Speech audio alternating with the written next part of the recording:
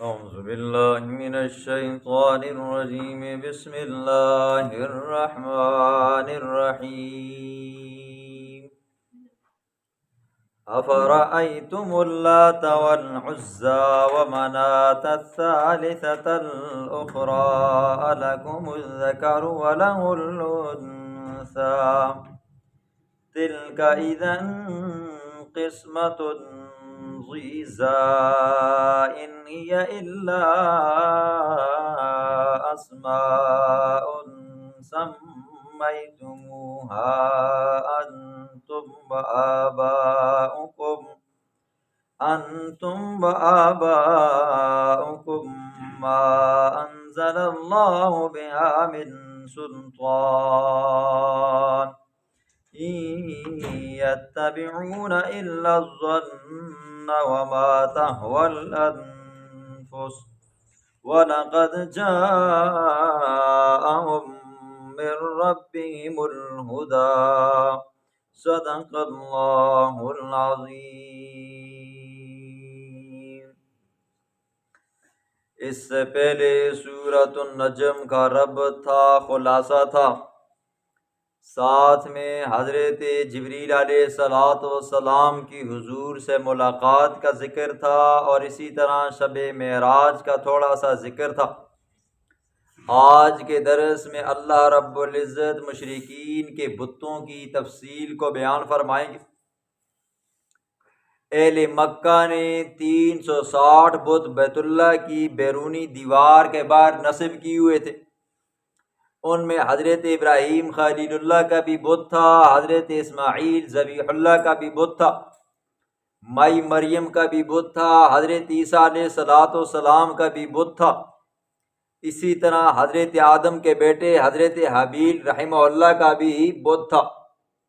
یہ کام انہوں نے اس لیے کیا ہوا تھا تاکہ یہودی بھی مکے میں آئیں، عیسائی بھی مکے میں آئیں، مشرکین بھی مکہ میں آئیں، ابراہیم کے ماننے والے بھی مکہ میں آئیں، اسماعیل کے ماننے والے بھی مکہ میں آئیں، یعنی کہ انہوں نے ایک ایسا شہد وہاں پر رکھا ہوا تھا جس کی ہر ایک کو ضرورت تھی۔ یہ ایک انہوں نے ڈھونگ رچایا ہوا تھا تاکہ ہر بندہ یہاں پر آئے۔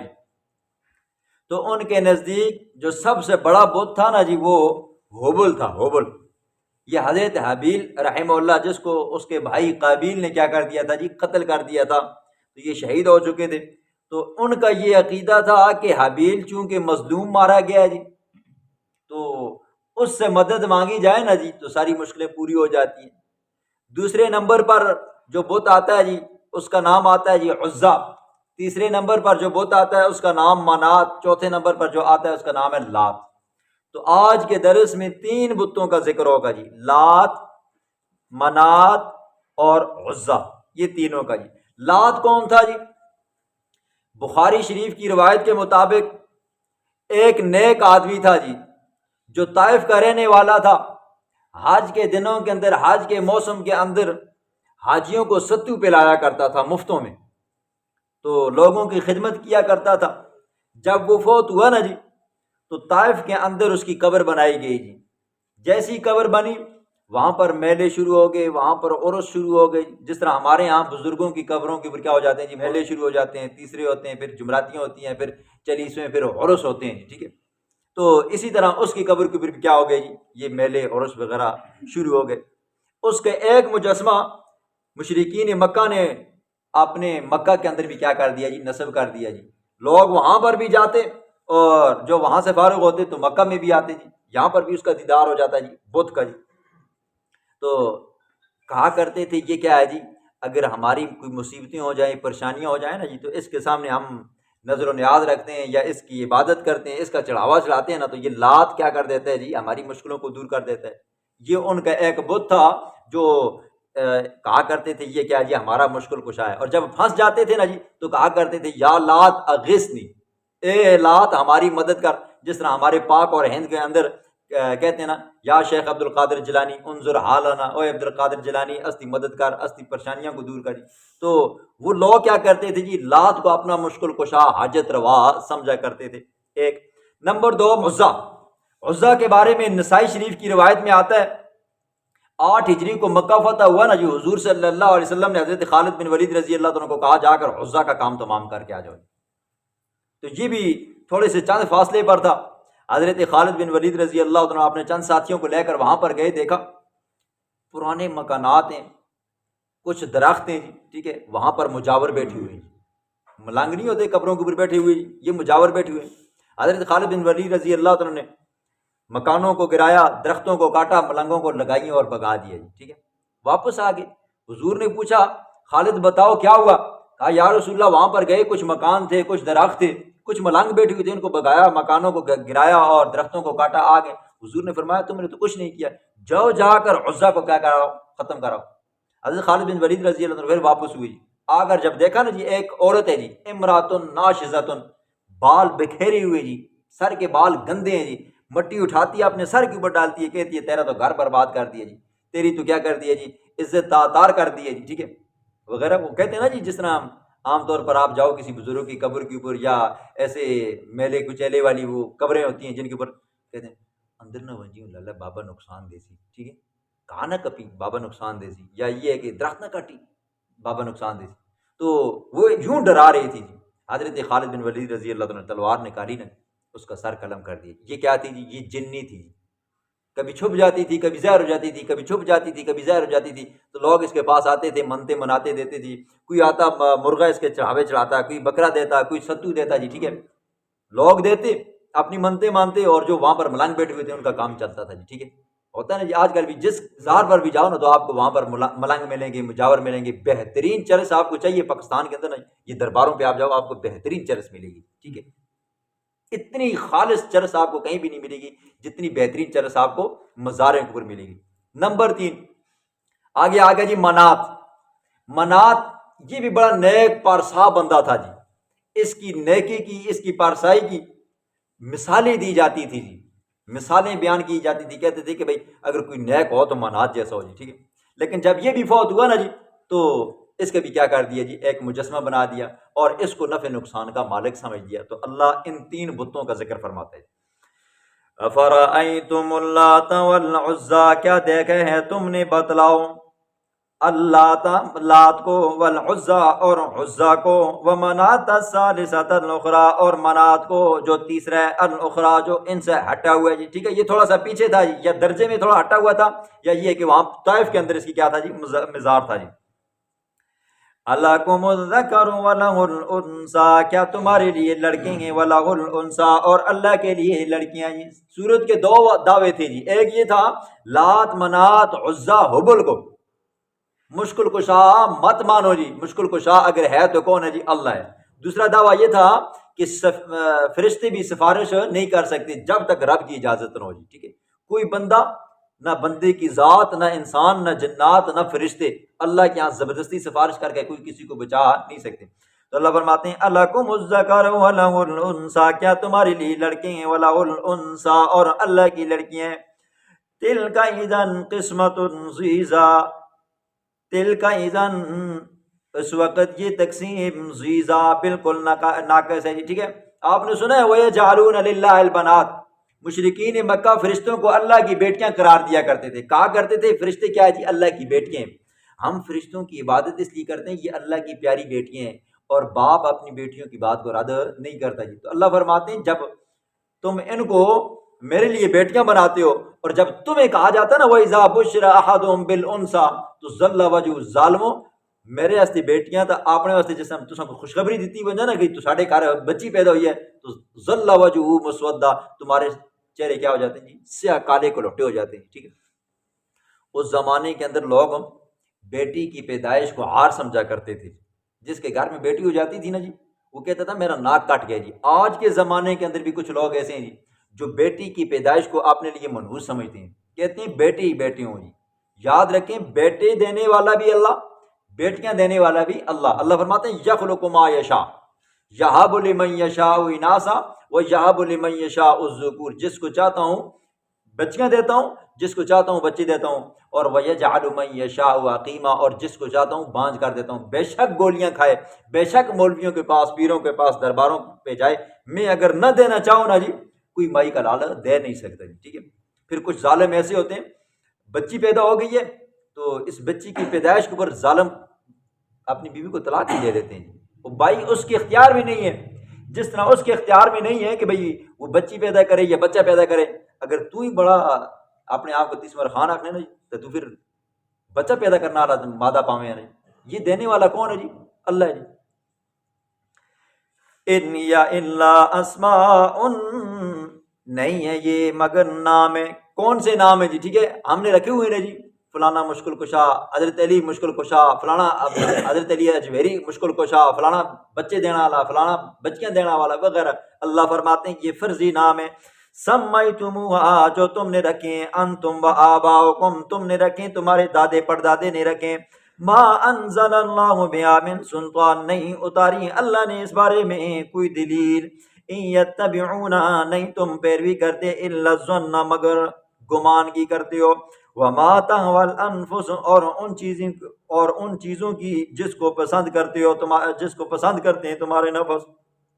اللہ فرماتے ہیں نا یہ جو تم نے لوگوں کے مشکل کشا بنائے ہوئے ہیں، حاجت روا بنائے ہوئے ہیں نا جی، یہ تم نے اور تمہارے دادے پردادے نے مشکل کشا ان کو بنایا ہوا ہے جی، ٹھیک ہے، ان کے نام رکھے ہوئے ہیں۔ اللہ فرماتے ہیں اس کے اوپر نہ تمہارے پاس کوئی دلیل ہے اور نہ یہ تمہارے کی مشکلوں کو حل کر سکتے ہیں۔ یہ تو کیا ہے جی، تمہارے ذہن میں ایک بات آئی، تمہارے دادے پردادے نے پٹی پڑھائی اور تمہارے کانوں کے اندر دماغ کے اندر یہ بات بیٹھ گئی، تو یہ بھی ہمارے کام کرتے ہیں۔ اللہ فرماتے ہیں نہیں، وَلَقَدْ جَاءَهُمْ البتہ تحقیق آ چکی ہے ان کے پاس میں رَبِّهِمُ الْهُدَىٰ ان کے رب کی طرف سے ہدایت، یہ قرآن مجید آ گیا ہے۔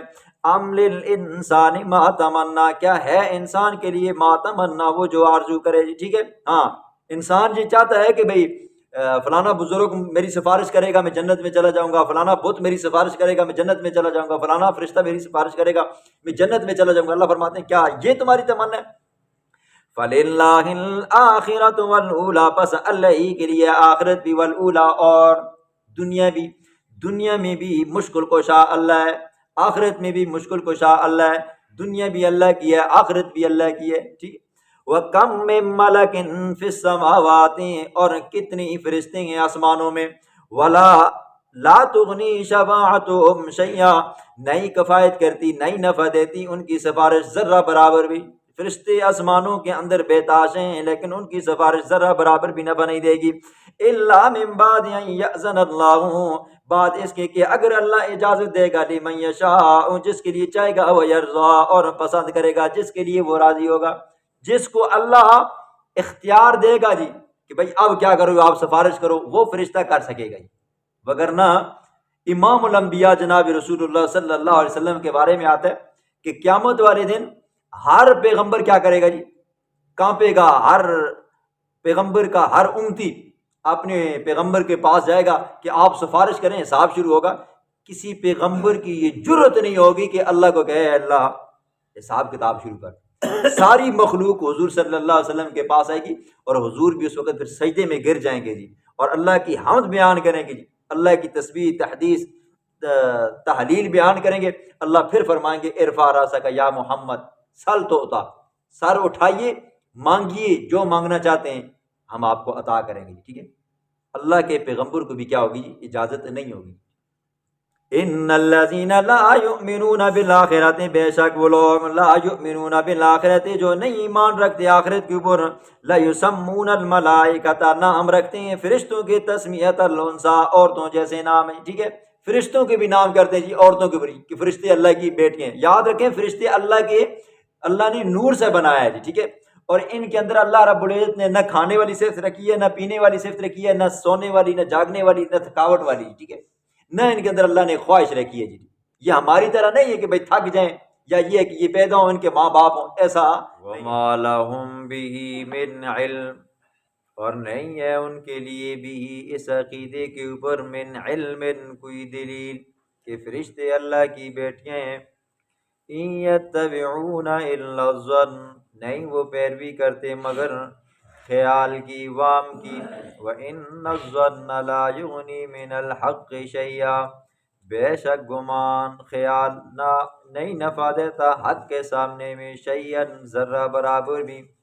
فَأَعْرِضْ عَمَّنْ تَوَلَّىٰ پس اعراض کر، عَمَّنْ تَوَلَّىٰ اس بندے سے جو منہ پھیرتا ہے، عن ذکرنا ہمارے ذکر سے، قرآن سے، ولم یرد الا الحیات الدنیا اور وہ نہیں ارادہ کرتا مگر دنیا کی زندگی کا، ذالک مبلغهم من العلم یہ پہنچ ہے ان کے علم کی، ان ربک هو اعلم بمن ضل عن سبیلی بے شک آپ کا رب خوب جانتا ہے اس بندے کو جو اس کے راستے سے بھٹکا گمراہ ہوا، وَهُوَ أَعْلَمُ بِمَنِ اهْتَدَىٰ اور خوب جانتا ہے اس کو جو راہ پر چلا، وَلِلَّهِ مَا فِي السَّمَاوَاتِ وَمَا فِي الْأَرْضِ اللہ ہی کے لیے جو کچھ آسمانوں میں ہے، وَمَا فِي الْأَرْضِ جو کچھ زمینوں میں ہے، لِيَجْزِيَ الَّذِينَ أَسَاءُوا تاکہ بدلہ دے ان لوگوں کو جنہوں نے شرک کیا،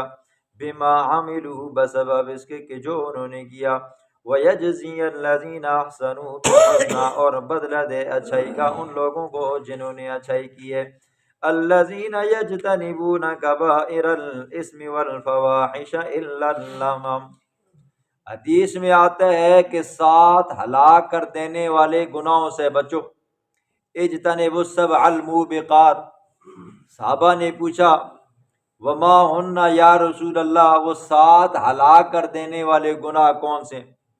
حضور اکرم صلی اللہ علیہ وسلم نے فرمایا الشرک باللہ اللہ کے ساتھ شریک ٹھہرانا یہ بھی بندے کو ہلاک کر دیتے ہیں۔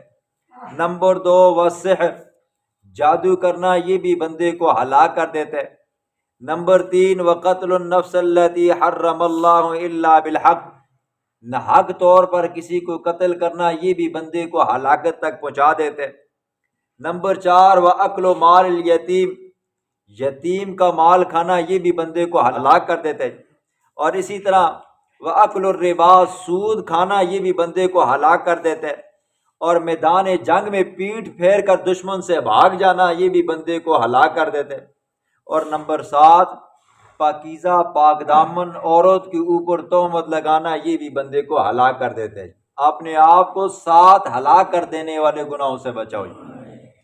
الذین یجتنبون کبائر الاسم الذین وہ لوگ یجتنبون جو بچتے ہیں کبائر الاسم کبیرہ گناہوں سے، والفواحش اور بے حیائی کے کاموں سے، الا اللمم مگر وہ چھوٹے گناہ۔ ٹھیک ہے، دیکھو بڑے گناہ توبہ سے معاف ہوتے ہیں، چھوٹے گناہ صغیرہ گناہ گھر سے آپ نماز کے ارادے سے نکلی ہو جی، آپ کو ہر قدم کے اوپر ایک 10 نیکیاں ملتی رہی جی، ایک آپ کا صغیرہ گناہ ختم ہوتا رہا۔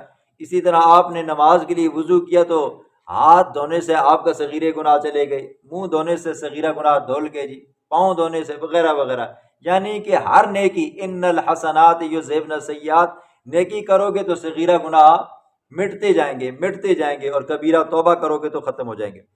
ان ربک واسع المغفرہ بے شک آپ کا رب وسیع مغفرت والا ہے، وَأَعْلَمُ بِكُمْ وہ ذات خوب جانتی ہے تمہارے حال و احوال کو، اذ انشاکم جس وقت پیدا کیا تم کو، من الارض زمین سے، حضرت آدم علیہ السلام، وَإِذْ أَنْتُمْ أَجِنَّةٌ اور جس وقت تم تھے ماں، وَإِذْ أَنْتُمْ أَجِنَّةٌ فِي بُطُونِ أُمَّهَاتِكُمْ اور جس وقت تم ماں کے پیٹ میں تھے اس وقت کی حالت کو بھی اللہ جانتا ہے۔ فَلَا تُزَكُّوا أَنفُسَكُمْ پس مت پاکی بیان کرو اپنی، وَأَعْلَمُ بِمَنِ اتَّقَىٰ وہ اللہ خوب جانتا ہے کون زیادہ متقی ہے کون زیادہ پرہیزگار ہے۔